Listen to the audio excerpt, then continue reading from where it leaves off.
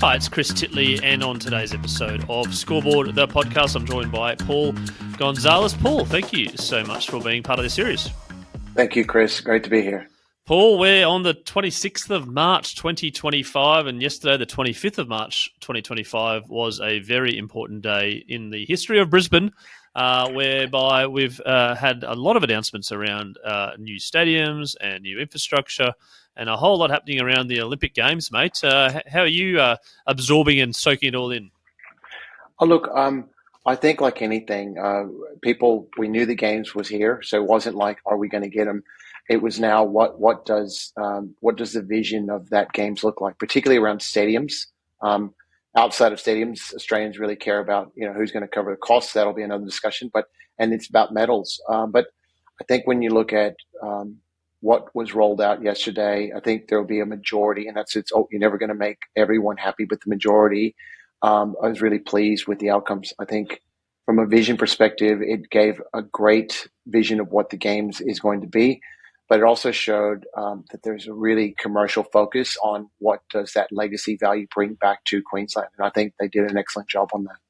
Yeah, and Paul, your experience as an Olympian, you want to talk about that, our listeners, and what Olympians should experience when they come to Brisbane in 2032? Look, I'll be honest with you, from an athlete's perspective, we just want the ability to compete, and we're not really fixated on how big was the arena or how grand was the stage. That all part of, you represent your country. So whether you're playing in front of 5,000 or 50,000, you're still representing Australia, and you still feel the pressures.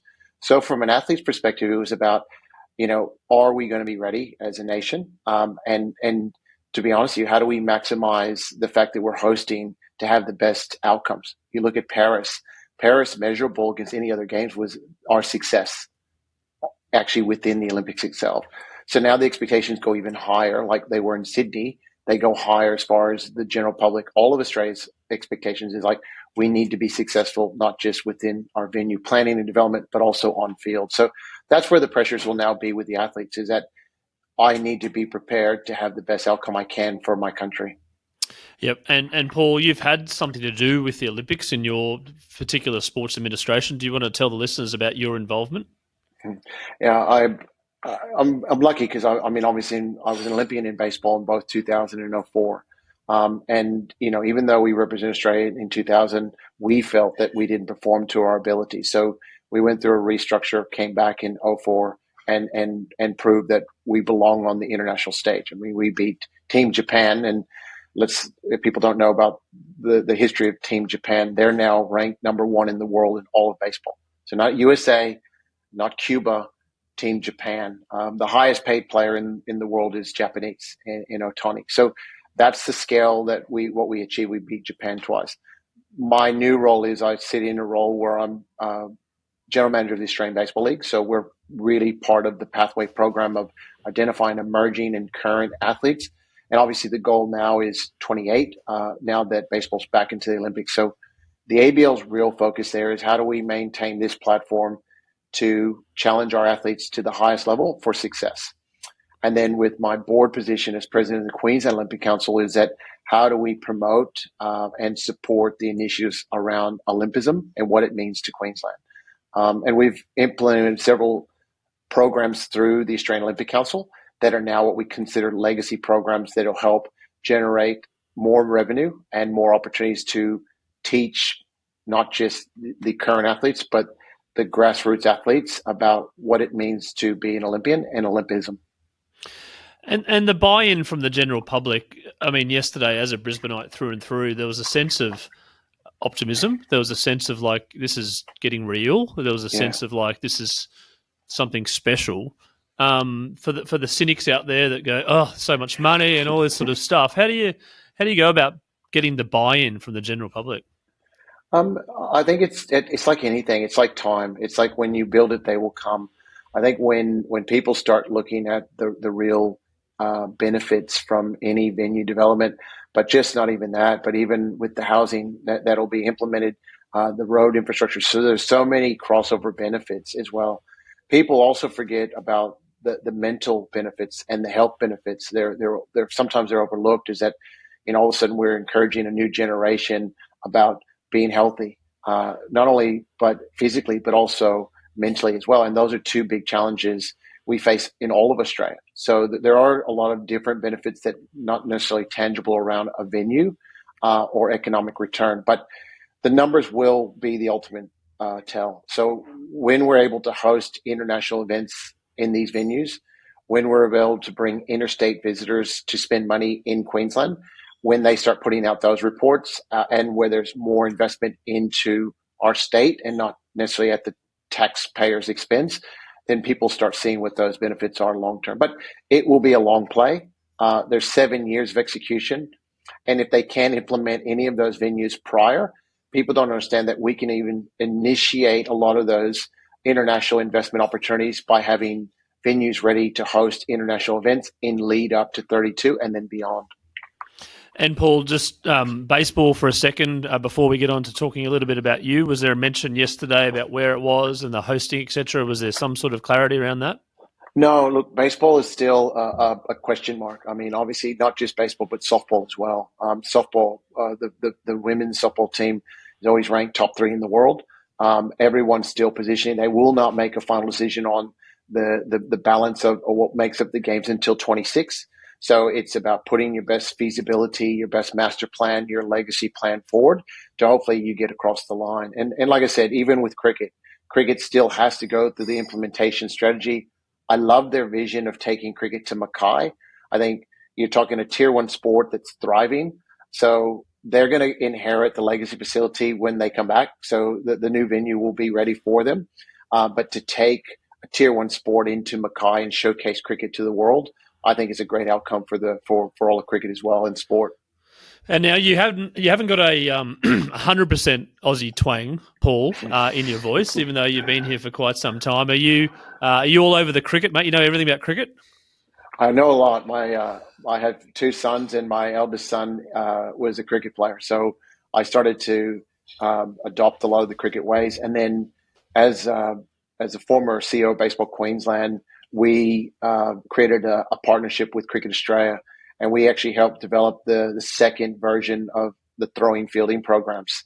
Mike Young, former baseball coach for Australia, was in the initial stages of that throwing fielding program with the Pontine and the Simons and the Hayden Air. Yep.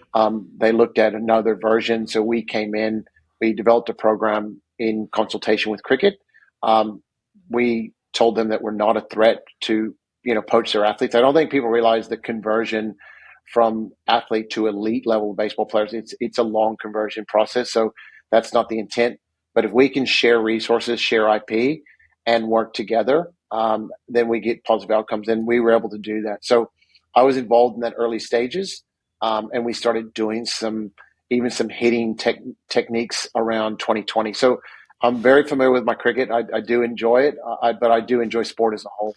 Yeah, no, the 2020 and the baseball is getting closer and closer together. Maybe with the batters, some of the hitting this year was pretty clean from the Hobart Hurricanes and Mitchell Owen, etc. So maybe watch this space. Paul, your love of baseball has continued through your entire life. I want to go back to your early days about how that love came about.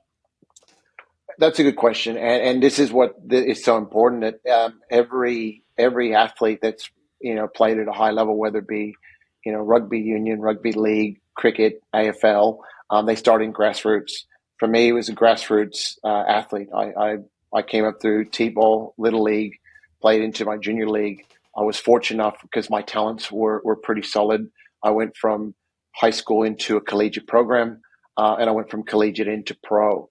And then from pro went into national programs into Australia. So like I said, sport is that unique vehicle that creates opportunity. And I'll tell you a quick story about, my journey, but I'll kind of give it in a higher level of context. There's a young athlete that came out of New South Wales area named Travis Mazzana. He was the number 1 pick last year of the Major League Draft by the Cleveland Guardians. He's a local Aussie kid that just persevered, fell in love with the sport through his family, ended up going to university, and became the number 1 pick in the Major League Draft last year. Now, that just shows that the opportunities are there for all kids. So we've seen the David Nielsen's, the Graham Lloyds, the Balfours of the world, the Liam Hendricks, use baseball as their vehicle for success. So sport gives that to all people, and that's what's so beautiful about it. It can give you an education, and it can create opportunities if you are able to reach the elite levels. But the biggest, for me, the biggest component it does is your relationships on that journey.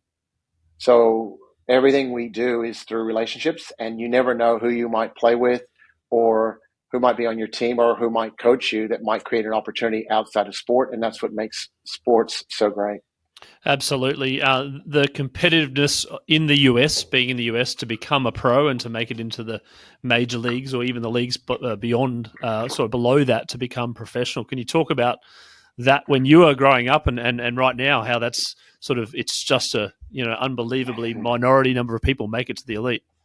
Well, it is. And when you look at in the elite level, less than 3% of the athletes that are drafted by Major League Baseball actually make it to the major leagues.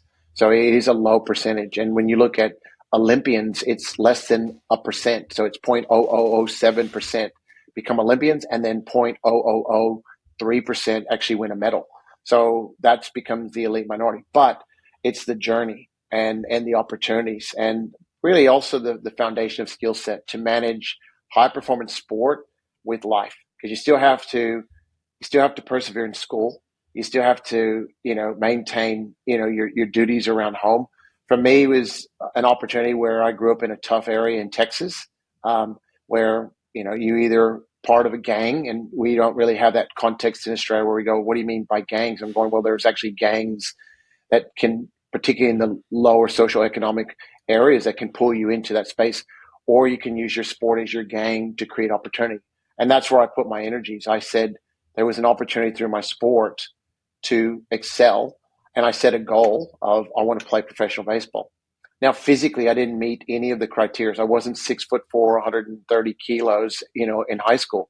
So, but it was the drive and the perseverance. And that's what makes sport great, is that it kind of gives everyone an opportunity if they have the drive and the will to succeed. And Paul, who was there a catalyst for that drive? Was it a competitive nature of you? Was it you want to be like someone? Was there a poster on your wall? What was the drive, and how did that come about for you to say, right, I'm just going to give this 100% of a crack? Wow. Okay, so this is going a little bit deep, but the truth is that I had a support mechanism around my family that believed in me. So even though I was undersized, and let's say I wasn't to the top tier of skills going through Little League and even Junior League going into high school, no one in my family said I couldn't. So that internal self-belief was a huge motivator, because I actually didn't know that I shouldn't succeed, because we unfortunately sometimes live in a society that goes, oh, he's too small, or he's not fast enough, or he's not strong enough. But at the end of the day, those were never questions in my head, because my support mechanism around me always said, you'll achieve whatever you want to achieve. That's a very powerful tool outside of just someone that influences you, is just that network of people around you that elevate you to success, and also elevate you when you're going through tough times. And that's really the key, is how do I persevere in the adversity? Everyone, you and I both, and when we're in our highs and we've got momentum, it's easy. Life's easy. It's how do you persevere when you're at rock bottom and now you've got to pick yourself up and recoup? So I learned that skill set early, is that, life has challenges, but how can you see the opportunity within the challenge? And sometimes as children, you don't know what you don't know, because you're in an environment of growing up that you're kind of, your parents and your parents' friends are either feeding you information or they're feeding you something, and you're sort of agreeing, right? And sort of getting that resilience at a young age is tricky, but to get that support's unbelievable from your support crew. How have you gone about doing that as a parent and as a dad? The same. I've never put expectations on either one of my sons as far as, I need you to play professional sport. You need to do this. It was, we supported whatever their passion was and their drive. But I did have one rule, and regardless whether it be cricket, music, or whatever they chose, is that when you start something, you finish it. So we do have a no quit policy in my household, and we always give it 100%. Now, I'm not really worried about whether you got a medal or you got an A or a B or C or D. That doesn't. It's, did you give the effort? Because life is about, your effort and what you learned on that journey. So we've always advocated it's about, you made a commitment, put a process in place for success, and then if this is your real passion, you'll have a roadmap. If it doesn't, at least you can say, I gave it everything I had and it wasn't my journey. But that's still part of your growth. So that's the mindset that we've created for our children. And then in my work profession, we have the same thing. If we set a goal that we want to achieve something, let's say last year, 2 years ago, we said from a baseball perspective, we want to build our own OTT platform. That started with the concept of building it. And then we roadmapped what that would be and then how we could stage that with the resources and the investment that we had at the moment. And now 2 years later, we have an OTT platform. It's got a brand. It's got a following of 52,000 people. And it started with an idea. So, but we mapped that out. We learned from some of our mistakes or some of the challenges. And I always say, use that as a constructive platform, not destructive. Say, hey, we can make some changes there. We'll eliminate that in future. But what it did, we played the long game, not the short game. And so for us, it's about trusting the process and achieve your outcome. And Paul, you mentioned the word roadmap there, and sometimes things can change along the way. I would imagine when you were growing up as a kid, you wouldn't be doing a podcast here in Brisbane in Australia after playing 2 Olympics for Australia. So things can change. Do you want to give the listeners out there a little bit of an understanding about how you came over here and how you were so successful for representing Australia now? Look, like you said, I didn't envision this. I mean, you're talking about a very naive American that came over, and the only context that I had of Australia was Crocodile Dundee, the movie, because we're talking 91, 92. It was probably peak, wasn't it? Correct. And remember, if it wasn't Encyclopedia Brown, and most listeners go, what was Encyclopedia Brown? They wouldn't have context to that. We have this vehicle called Google and YouTube now, Yeah. so and everything else. But even if you go back to COVID, what we're doing now was there was a minority of people that were using these platforms and understood how to leverage them and get messaging out there. So, I remember the first time I had to do a presentation through Zoom or Google or Teams. It was like, how do I get my presentation up and how do I change screens? So I had my creative designer, in the background running the primary screen so I could deliver on the messaging. Now we do it instinctively. So we as a society have evolved through necessity. And now, to me, what's the next version of what we're doing? And let's be real, there's so much that's being done on these type of platforms. It's creating so much opportunity and gets so much messaging out there. For me, it's great because there's so much knowledge being shared. But it's allowing other people that don't have the opportunities to grow. So for my sport in Australia, baseball's considered a second, third tier sport. We can learn so much from other people's failures and successes. And then that way we're not trying to follow a path unknown. So for me, our success in our sport and myself is not trying to reinvent everything. It's looking at what people do well and then looking at where people have failed and going, okay, I've now got a roadmap. And now it increases our opportunity for success with little resources or little money. Fantastic. My original question, which you may not have interpreted, was how did you get over here to Australia? Okay. So that's once again baseball, and that's where it's created so much opportunities. I was with the San Diego Padres in '92. I was playing under a manager named Bruce Bochy, who's now managing the Texas Rangers, and he managed the San Francisco Giants. I think he's got 4 rings now, and a great man, just a great leader to play for. San Diego said, we need you to play winter ball to fast track you to the big leagues. And they were going to send me to Mexico. And the Mexico door shut very quickly because it's tough to get into Mexico. And they're like, we need you to play. And they said, we're going to send you to Australia. And in my head, I'm going, they play baseball in Australia? Like I had no concept. And so I got on the plane in Dallas, Fort Worth and ended up going to San Diego.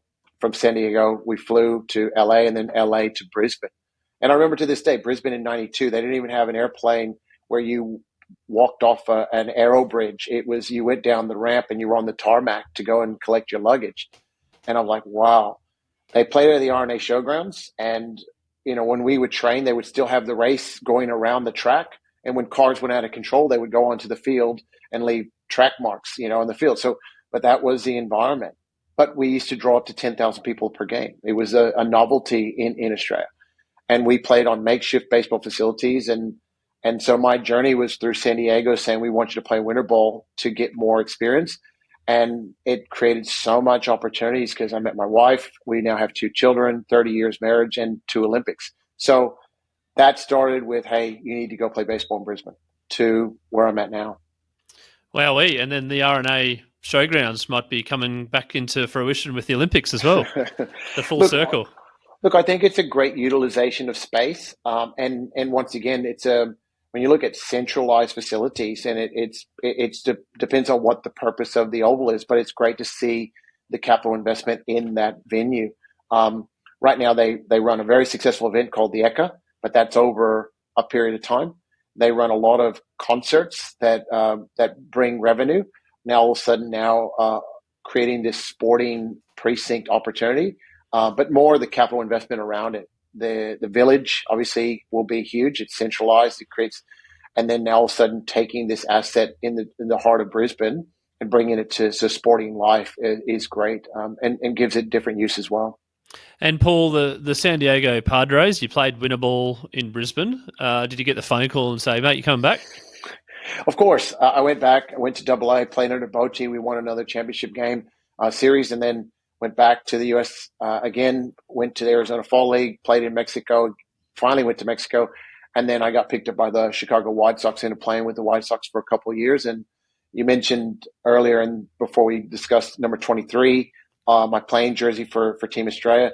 I did get a chance to play with Michael Jordan when he was with the White Sox. So that was a really cool, unique moment. But it also shows you how hard it is to transition to baseball. An elite athlete like Jordan, it was still different movements and different specialized movements that he had to adopt to try to get to the elite levels.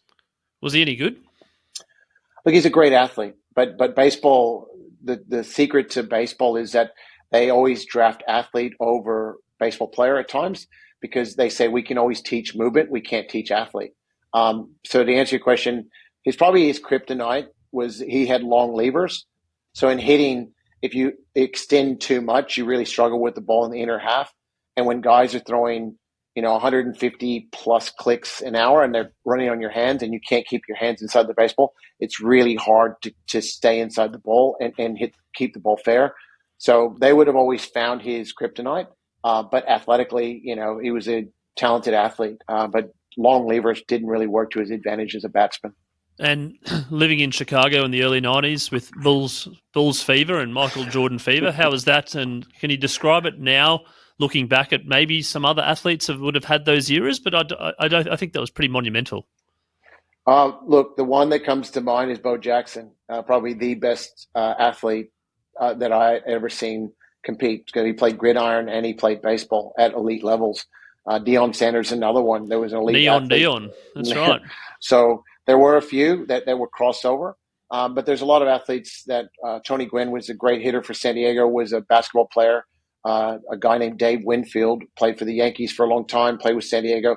He was a 3-sport athlete, great basketballer, great gridiron player, and great baseballer. So, that's the uniqueness about of American sports, that most athletes will play all three through their high school years, and then they'll decide where they want to specialize when they get into the collegiate programs before pro.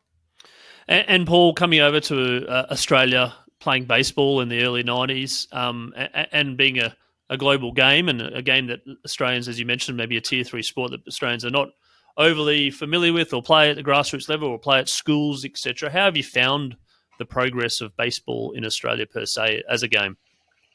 Look, the Australian Baseball League has been probably the biggest testament. We've now got over 40 plus athletes that are Australian that have played in the major leagues. Our current rock star in the major leagues is Liam Hendrick with Boston.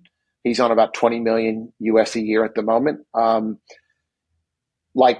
That's current, but you've had the legends of David Nielsen that really pioneered, and Craig Shipley that pioneered that space for the next generation of athletes. But our pathway programs now in Australia have really created more opportunity. So what we've done now is we look at our grassroots programs now and try to feed them into collegiate programs. So it doesn't necessarily need to be a Division One NCAA program. We're even looking at junior college, Division One, NAIA, Division Two type programs. But what it does, it feeds them into a structured program and gives them more repetition, more opportunity, and an education. So the worst thing that's going to happen to our athletes now that we're progressing through the pipeline, if they don't play elite level pro, they have transition skills outside of baseball. And that's a big miss with a lot of Australian sports, is that we feed a young kid into, let's say, a rugby program at an early age. And let's say he doesn't go into university, and let's say that career is cut short because of an injury, or just it's hard to play at that level for a long period of time. The transition skills back into society are really difficult.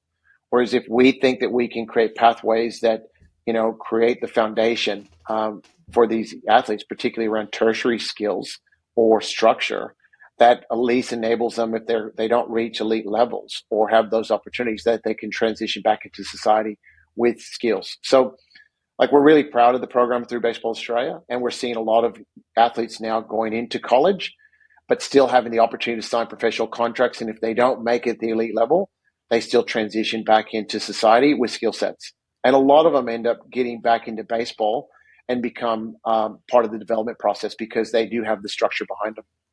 You're touching on the college system in the USA there, the NCAA system, all the colleges around, and then previously they weren't sort of paid, and they still, my understanding is that they have to go to college and you have to do a degree, and now you've got the name, image, likeness, etc. But over here, I think if you're really good at something, you go from high school, you sort of go into the pro league. But over in the US, as you mentioned, you've got this college system where they might come out professional at the end of the day, but they've also studied for 4 years. Correct. Is that something that you are replicating here with your pathways, and you think is critically important to these kids who have big dollar signs in front of them, but then, as you mentioned, they're one ACL away from not getting their check? Correct. Well, look, that is part of Baseball Australia's strategic plan now. And so they are looking at pathway opportunities, particularly in the collegiate systems. It's not a one size fits all, but we're seeing more and more athletes, over 100 plus athletes now that are currently in the collegiate system. But like I said, with Travis Mazzano was one of those kids. So struggled to make a national program, at a certain stage, or make an ABL franchise, and goes, hey, he was drafted, I think, by Detroit, but the figure wasn't enough to entice him to go from high school to pro. And so he goes the collegiate opportunity, and just context, goes into collegiate program, goes to Oregon, I think it's Oregon State, and number one pick. His signing bonus was $9.875 million US. So he's made a good choice, but he's also got a great foundation. He's highly intelligent. He uses analytics. He uses all the things that he gained from university, and that'll really improve his opportunities for success long-term in his sport. But once again, now his foundation allows him to transition even after sport, and he's got purpose. So, like I said, that is part of the modeling for BA now. That's something that I grew up with because that's the entrenched model in the US. So kids that have, let's say, parents that can't afford university, there's still scholarship opportunities. And then kids that have the financial means, they can still go into collegiate programs and still compete at different levels because there's so much opportunity within the sporting landscape within the university system in America.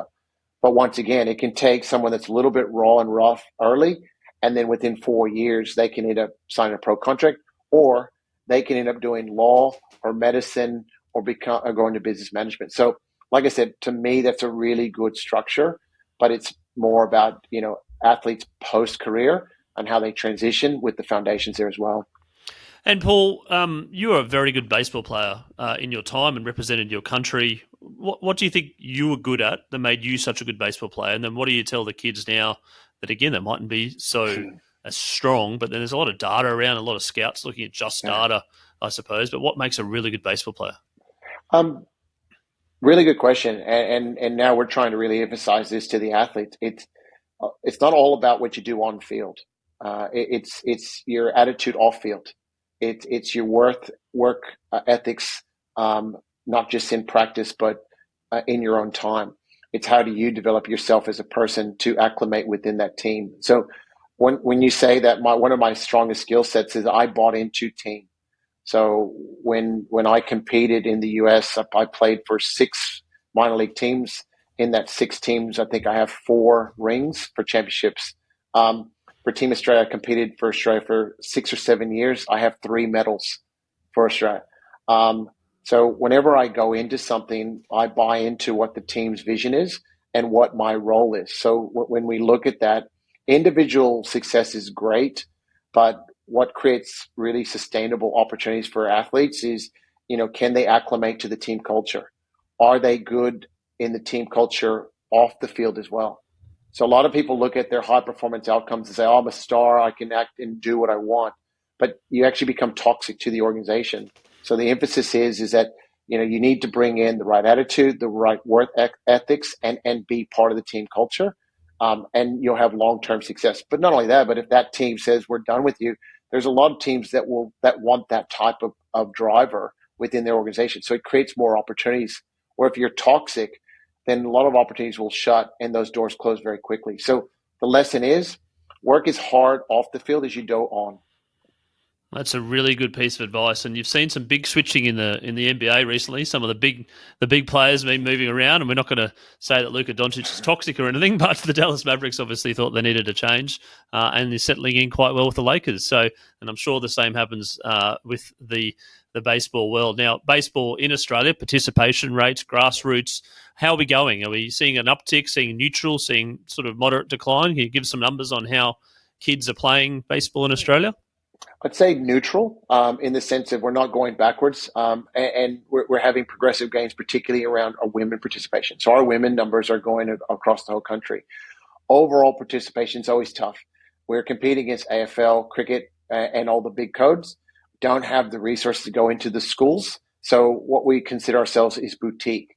So hence why, if we can help those athletes and for the retention component, which we've been able to retain, we're sitting about 32,000 members in Australia, but we're looking at a higher percentage of those athletes going on into collegiate programs and then having other opportunities outside that. So for us, that's a great success measure.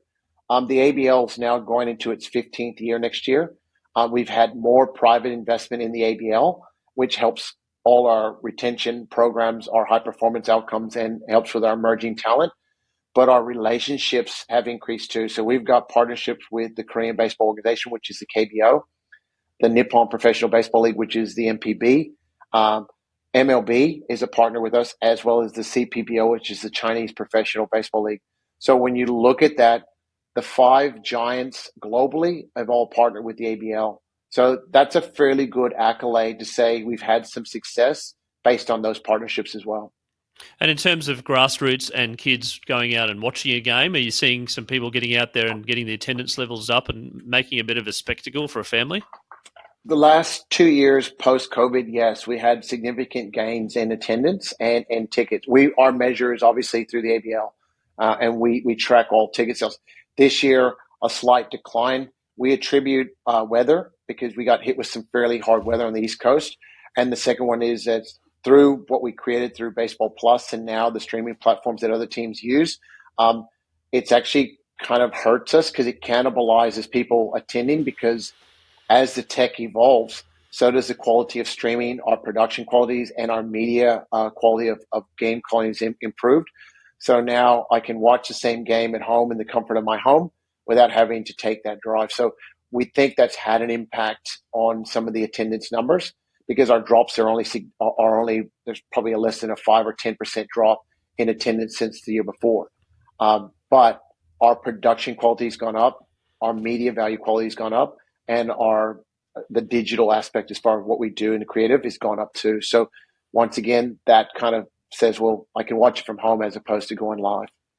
It brings up a fascinating memory of mine as a kid when watching cricket on TV, and they said that they would only show the Gabba game in Brisbane if it was a sellout, and on Channel 9. And then there was this point, because they obviously thought that people would just stay home and watch it on TV. So they refused to show it. I think it was Kerry Packer back in the time, and it sort of worked because then they got the sellout. Then they actually showed it on TV, so they got the sellout and So interesting that you say it's cannibalizing. The quality of the TV can cannibalize the live product. What creates the offset is that once the value of the viewership is higher. And just to give you an example, so I just disclosed to you that the member base of Baseball Australia is about 32,000. In the OTT platform that we built, our member base after 2 years is 52,000. So 75% are domestic, 25% are international. So once again, the commercial values of the teams have increased based on the eyeballs. Stadiums only have a seating capacity max out of probably about 4,500, 4,000 in Melbourne. That's the largest, and Perth sitting about 4,500 as well. Outside of that, most venues wouldn't hold more than 2,000. But the average viewers are about 3,000 unique viewers. So if you do the multiplier, they average about by 3. So it's about 9,000 viewers are watching online. And the viewing time is about an hour and 20 minutes at the moment. So for a 2.5 hour, 3 hour game, we're getting a viewing time of 1 hour and 20 minutes. But the database increased in 2 years to 52,000. Consider our member base is at 32. We're really proud of that. So to answer your question, we are growing, not necessarily all within stadium, but a lot external as well. Yeah, and then you've got the rise of social media and Instagram, and you can follow players, and you can follow teams, and you can follow leagues. You can be more, as a fan, you can be more connected. Has that helped you as well a little bit? Definitely from a commercial perspective, because now it opens up conversations when you're talking about potential partners of what your leverage and how many eyeballs are watching your game. The real opportunities for us is that how do we leverage that the Asian market in particular, because everyone's now going, how do I find ways to leverage opportunities within Asia? Now, when you're partnered with Japan, Korea, and Taiwan, there's huge scope there as well. So now it's about our focus is now on leveraging Asia and our partners there. Like I said, we think we'll continue to grow organically within Australia as we get more awareness. But considering we're not on mainstream, we're on an OTT streaming platform that we've built ourselves, built our own app. We're really proud of what we achieved. And obviously our goal moving forward is 100,000 domestic and then see what we can get into as far as the international opportunities.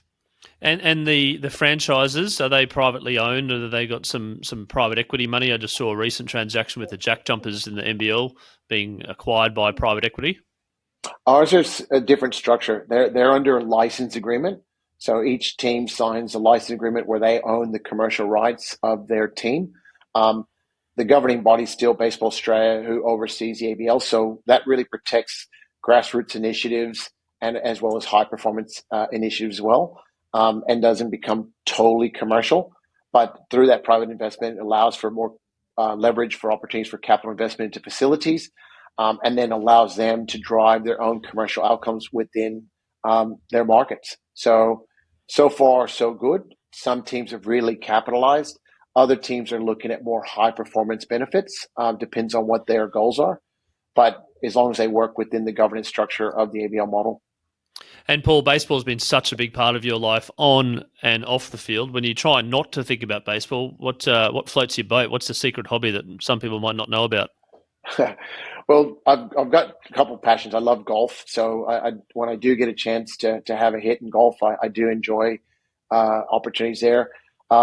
Family wise, I told you I was involved in cricket because my son, and then my youngest son is a muso. So lately, it's been taking him to Battle of the Band events all through Brisbane, and watching him develop as an artist. So that's been fun, and obviously my relationships in the US are still there through family. But look, I sit on the two boards. I sit on the Queensland Olympic Council board, and then I sit on the Queensland Sports Foundation, where we help athletes achieve their goals. So we're involved in a number of different sports, not just baseball.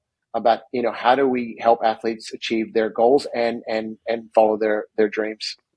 And in some of the sports, it's very expensive for athletes because there's not a big pot of gold at the end. And you sit on that board. You talked about the Sports Foundation, particularly when there's equipment involved, there's travel involved, and maybe there's prize money as opposed to salaries, etc.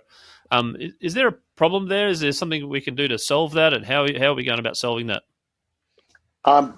The biggest thing is solving is being aware. So there's now a bigger awareness now. They've done several shows now talking about, what Olympic athletes generate. I think they're most athletes on the whole, they're under the financial about 30, 40 grand a year to compete and live. As an athlete, these are the personal sacrifices you commit to for high performance success. But it doesn't happen. And I mentioned earlier, you said what was the motivator was my family support. So it's usually community, family support around those athletes to help them achieve their dreams. But now there's more awareness to corporates as well as government to how do we fill those gaps. But the main thing is we need athletes also to understand their role, and in their downtime is how can you create more for you. So it's about the education process about how do they leverage opportunities outside of just their sport, and maybe they have other things that they have to dive into to invest in themselves. So like I said, there's multiple answers to your question. One, there's corporate opportunities, there's community support, there's state, there's federal. But then also athletes need to take their own initiative and go, how do I invest in me? And speaking of me being you, I run a little question called the Scoreboard moment, which is a moment in your life where it's really sort of like a photo memory of something that happened to you or something at a particular time which you think has changed your life, has altered your life, or become a little bit who you are. What's your Scoreboard moment, Paul? Wow. So I think this applies to everyone, even yourself, me, every day. It's you've got to really set what your goal is, and that creates that pathway. When you meander through life and you go, oh, I'll work it out when I get there. I've always advocated, even to my kids, what's that dream that you have that you feel like it's not even achievable, but that starts the process on the journey, and it might take you down another road. So for me, as a young athlete, it was I want to play professional baseball. And that started that journey, and that created my opportunities where at 17, I represented Team USA. Now, where I started was in a little gang neighborhood where, like I said, most of the kids I played with were gang members. And when I tell this story to people, like, I can't understand that. So some of my teammates are not even on this planet anymore, or they're in jail. That was where I grew up. And next thing you know, I'm playing for Team USA at 17 years old, and I'm competing for a gold medal against Cuba. Then I'm in a collegiate program in a Division I school. And so what it does, it goes, everything is achievable if you believe in it. And then I'm signed in the 10th round by the San Diego Padres. And I play 4 years in their system, 2 years with the White Sox system. In a year's time, I'm in Italy, playing in Italy. In another year's time, I'm playing in Japan, in Kobe, for the Oryx Blue Wave. And then 2 years later, I'm representing Australia for 2 Olympics, and I end up playing in Taiwan for a period of time. That was my journey, and it started off as a little kid in the classroom saying, one day I'm going to play professional baseball. So it's setting that goal, even though it was a stretch goal, and then just putting in the work and setting up processes to help me achieve my goals. And look, somebody said, do you have any regrets? And I said, no. I said, everything was a gift, gave me opportunities. I've met great relationships. I've got friends that live in Italy. I have friends that live in Japan, Taiwan, all over the world. And now this great thing called Facebook and LinkedIn helps me stay connected with those individuals and maintain those relationships around the world. Paul, that's a fantastic way to finish the podcast. Just a tremendous journey that sport has given you, that baseball's given you, and yourself, and making your own luck and having that goal and that vision. Sometimes that goal is very difficult to kind of get in people's heads. I mean, there's a big, hairy, audacious goal, but then there's also 6-month goals, etc. So it's really good advice. And thank you so much for being on the Scoreboard podcast to give us a bit of an understanding about your background, your love for baseball as a kid growing up in Texas to where you are now, talking about the Brisbane Olympics, getting excited about 2032, getting excited about baseball and sport in general, and helping people through that baseball journey, as well as you mentioned some other things that you're involved with in terms of helping high-performing athletes and athletes be themselves. Look forward to following your progress, and thank you so much, and looking forward to catching up. No worries. Thank you. Appreciate the time.